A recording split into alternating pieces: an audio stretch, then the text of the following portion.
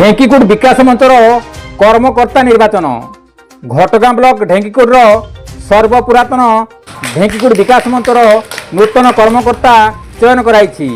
एथिरे सर्वसम्मति क्रमे सभापति भावे घटगां ब्लॉक सांसद प्रतिनिधि अखिल कुमार पात्र, कार्यकारी सभापति भावे अन्यतम सांसद प्रतिनिधि रामचंद्र साहू, साधारण संपादक विजय कुमार साहू, उपसभापति अनादि चरण सिंह, जॉइंट सेक्रेटरी हबीब खां एवं कोषाध्यक्ष भावे गौरीशंकर मुदुरा निर्वाचित होइछन्ति।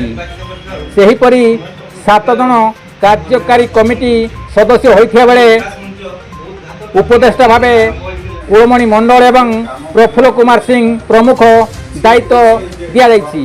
कविंद्र राउत का रिपोर्ट, केडी मुजुड़िया। सभापति पदवी आमर भाई नियुक्त अखिल कुमार पात्र नाम को प्रस्ताव रखाई।